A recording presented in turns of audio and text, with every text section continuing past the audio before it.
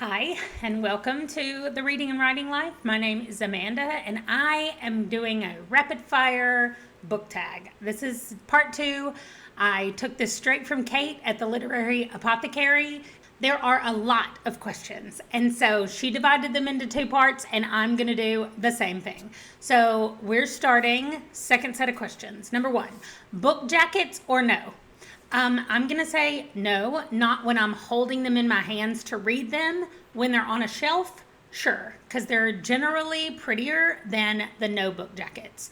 My husband, though, is a no book jacket. Like, he wants them to all be like the same color, which generally the books are sometimes when you take the covers off. They're usually the same color. So, anyway. Number 2, fictional boyfriend. I feel like I just answered this in a different tag, but the answer is no. Like, I don't have a fictional boyfriend or a real one. I just have a husband. Okay, number 3, favorite book couple. So I'm going to say Harry and Ginny. And I know that they're not like really a couple very much in the books. It's just kind of, hinted back and forth. And then, of course, they're married. But, I mean, spoiler alert if you haven't read the last book or seen the movies. But, okay. Favorite villain, number 4. I am going to say Inquisitor Glocta from the first Law trilogy. And I'm not even for sure if he's a villain. I mean, for sure, he has villain qualities. So I'm going to count him as a villain. However, I just do not think that there was a more well-done character in a very long time that I have read than Inquisitor Glocta in the first Law trilogy. Favorite book, friendship. I'm going to try not to have any repeats from one book to the next. So, but best book, friendship. I didn't look at these ahead of time. I should have looked. Like, I just copied them originally when I watched the video, and then I didn't go back and look at the question. So I have heard them before, of course, but okay. Nobody's going to find it surprising that I'm going to draw from The Stand, but I just think that Tom Cullen is the best friend to everybody in The Stand, and he's super sweet, and I really just like him, and I would like for him to be my friend in real life. So I'm picking Tom Cullen. Number 6, series, trilogies, or standalones. I'm saying all of the above. Standalones, I think that I like more than I actually do. I a lot of times say, I would like to read a standalone. But then when I'm done, I'm either really addicted to the characters and I want to keep getting more from them, or I feel like the standalone didn't give them enough space and time to be able to flesh out their world. This is strictly talking about fantasy books. There are plenty of books that I think are fine as standalones, but when you're talking about world building and creating and sci-fi, space opera things, like, I feel like you just need more than a standalone to be able to expand out your world and really flesh it out. And so I think it depends. It depends on the genre. It depends on the type of book and all that kind of stuff. So any of them, really. Number 7, weird reading habit. I don't know that it's all that weird, and it's certainly not a habit. However, during the Shelf Space Olympics readathon in June, I told everybody in my family, like, I need to read a bunch of books. And so literally from the moment I woke up, I put headphones in my head to, like, brush my teeth and get dressed and get ready in the morning. And I was constantly listening to an audiobook every moment that I was awake, just about. And I will say, I don't think that is an exactly healthy habit. And I do not do that anymore. But I did do that for the month of June. I read a lot of books, but I don't remember anything else that happened outside of the books because I was super focused on that. Favorite book adaptation? I'm going to say A Knight's Tale, the movie, which is an adaptation loosely adapted from the Canterbury Tales. So I'm going to go with that loose adaptation. I don't watch a lot of movies. I don't watch a lot of TV. And so it's kind of hard for me to say, oh, this movie did a really good job. I'm sure if I went back and racked my brain, I could come up with one. But I just remember liking that so much, especially the character of Chaucer in that was so good. Okay, film adaptation or TV. Again, I don't watch it, and I think it depends. If you're talking about a really long series, a really long book, or a long trilogy or something like that, and you're trying to expand it out, like I've not seen Outlander and I've not seen Game of Thrones, but I think because those series were longer, then you really needed a TV show to be able to expand that out. I don't think you could have gotten all the information down into a movie. But maybe if it's just a standalone book, then you could get it into a movie. I don't know. But that's what I think. Number 10. What books need an adaptation? So I'm gonna just say Mistborn. Like, as I was reading, I've read the first trilogy, Era 1 trilogy, and as I was reading it, I just kept thinking how cool the like training montages would look, and how cool the fight scenes would look, with all the pushing and pulling of the metals and the things flying through the air and the people flying through the air. Like, I just think those fight scenes and those training scenes and everything would look so cool. And I did it as a buddy read. And that's the thing that both of us kept saying back and forth, like, oh, I can't wait to see that scene in a movie or the TV show or whatever. So I definitely would love to watch Mistborn. If that is a thing, and I just don't know about it because I don't watch TV, somebody let me know. Number 11, favorite book world. That's hard because most book worlds, while I think they have pretty parts to them and magical even, like the way things work in the magical world of Harry Potter would be awesome. But then you have to deal with all the negative stuff and the downsides to that, which I think is true in all of the book worlds. I don't know. I don't know that I have an answer for my favorite book world. If we could pick like a magic system, I really like the Mistborn magic system. I really also liked the world in Voice of War by Zach Argyle. It's part of a series as well, and I haven't read the second book, but I really liked the way he set up his world. And there's one part in there where this one group of people lives like up in a tree, and they have to like do a certain thing to like go up to their to go up to the level where they live. And just like seeing that or being there in person would be awesome. But then things happen later in the book that would be terrifying. So I don't know. I don't think I can pick a book world that I will be completely satisfied with, because I would either be terrified or I would be really happy. Back and forth.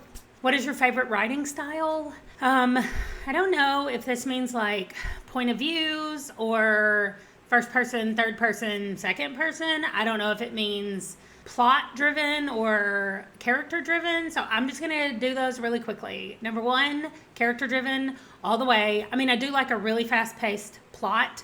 If it doesn't have great characters, I need the plot to be fast. I think I would take third person as my favorite. Then I think second person might be my next favorite, and then first person.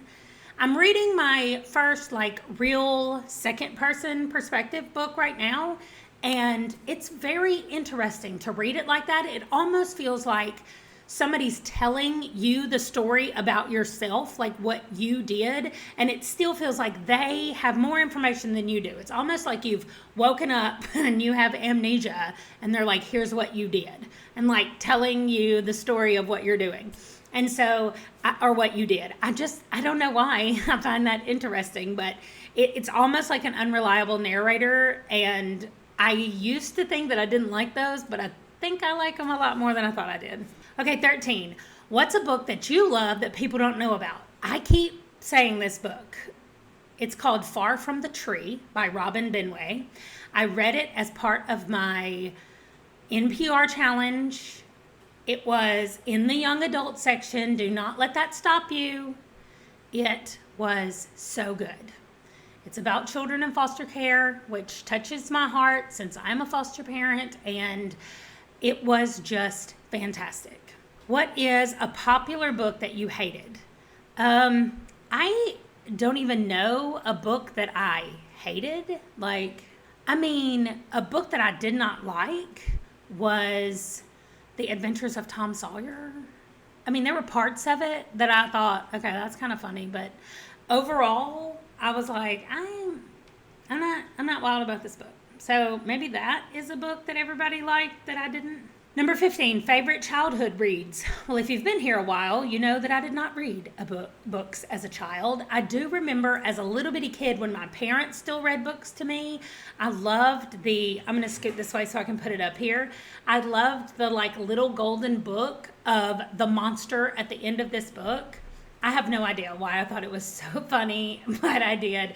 And I used to ask my parents to read it to me all the time. So I definitely remember that. That must have been my favorite. Number 16, what is a book that changed your life? I don't know that I have a book that changed my life. I think books in general have changed my life. Just being able to learn about different things and learn about different cultures and just immerse myself into an entirely different world. Those kind of things have just made my life better than it would have been without books. So I don't have a specific book, but just books in general. Number 17, what did you hate in school? Okay, again, I don't know that I've hated a book, although in school I never read any books that I was assigned to read. I would try to find the Cliff's Notes version of books. There was no internet when I was in high school. The internet came along my freshman year of college. So, and it did not have Wikipedia yet. So there was no finding out information easily about a book. I had to work really hard to find out what happened in the book without actually reading it, which is so dumb to me now. I probably wasted more time trying to find out what happened in the book than I would have if I had just read the book. So, lesson learned. Number 18, a feel-good book. I'm actually combining 18 and 19 because 19 is a book that makes you cry, and it's the one that I love to talk about all the time. I'm going to put it up here. It's Elijah of Buxton by Christopher Paul Curtis. I am obligated to talk about it in every video now, I think. Anyway, this book makes me feel great at the same time that it makes me sad and it makes me happy, and it just touches me in all kinds of ways. And I never reread books, but I think maybe I'm going to read this book every year. It's short, it's easy to read, and it's so good. Okay, number 20, your favorite reading snack. I don't know that I have a favorite reading snack. I usually don't have anything to eat while I'm reading because it'll just sit beside me and I'll forget to reach over and grab it, and then it'll just be there the whole time. So I don't think I have a favorite snack for reading. So M&Ms are never a bad idea, no matter when they happen. So, favorite reading position? Awake? Is that a position? My favorite place to read, I guess, would be the recliner in my living room. That would be my favorite place to read. It's not where I read the most, probably, just because I don't have a ton of time to just sit in there and read, but that would be my favorite place. 22, natural light or lamp light. Either one is fine with me. I don't read a lot of physical books, but we do have a nice chair over by a window in the room in there, and I do like to read in there, sitting in the recliner with the window open. So I like natural light, but most of the time I'm reading on my Kindle or my phone, and I don't need a light, so I don't know. Outside or inside? Well, before I lived in Texas, I would have said outside. I love to sit outside and read. So if you can promise me no bugs, no humidity, and the perfect temperature, I would pick outside all the time. 24, breaking the cover or keeping it smooth. I don't read a ton of physical books, and I don't care about covers. So it doesn't matter to me. Whatever you want to do is fine with me. 25, do you read in other languages? Can I say not well? I have a children's book in Spanish that I can read if I take my time, and I get the gist of what it means. I can read a lot of stuff in Spanish. We lived in Spain for 2 years. You would think that I could do a lot more than that, but I can read a lot of stuff in Spanish. There's still a lot of stuff that it takes me a while to remember what things are, because when you don't use another language, it goes away, especially in my old brain. So that's it. Number 26, what books or series do you want to finish this year? Well, I want to finish the Lord of the Rings trilogy, which I'm reading as a read-along in a group. And I have never read the trilogy before. I've read The Hobbit, but I haven't read the trilogy. So I want to finish that this year. And what book releases are you excited for? The only book that I know I'm like waiting for now is the end of the Books of Babel series by Josiah Bancroft. So I've already read book 1 in August. In September is book 2, October book 3, and then November is when the last book comes out. And so I'm excited about that one. Your favorite book influencer. Okay. Well, if you've been around my channel for a long time, you know that I talk about her all the time, and it's Heather from the Soggy Expat Book Nerd. I love how eclectic her reading is and how many genres she reads in. And then I just love how she's like, her favorite thing to do is say, I'm going to get on here for a really quick video. And then like 30 minutes later, her video is over. And so it's really funny. And she'll say, I'm just popping in at lunch to do a quick video. And then I look at the time and it says like 28 minutes or something, which is so funny to me. And so anyway, I just like watching the videos. We've done a few buddy reads together, and I really like her opinions and the way she looks at books. Like, she reads books for the pure enjoyment of it. And even if it is like the cheesiest old Western in the world, she's just like, isn't this hilarious? It's the best thing. Like, she just finds great things, I think, in everything that I've ever read with her and that I've seen her read. So I am excited for all the continuing buddy reads that she and I have, and to watching more of her videos. I really like her channel. And number 29, do you have a channel, blog, social media feed? Well, I have a channel because I'm here. I have a blog that I never write on, but I used to a long time ago, so I still have it. And social media feed, I mean, I have an Instagram account, but I also never post on that because it's just not healthy for me to be on social media all the time as a human, as a consumer. And so it's really hard for me to be on there as a creator.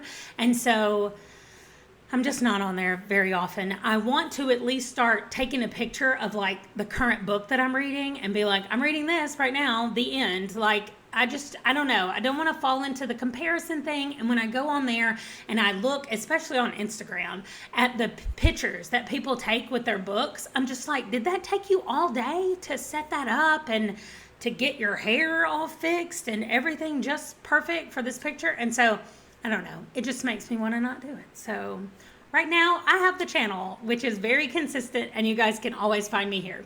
And that is it. It says, who do you want to tag? And I don't generally like to tag people in these, so I'm not going to do that. If you see this video and you want to do it, feel free to consider yourself tagged. Otherwise, I will see you in the next one. Bye.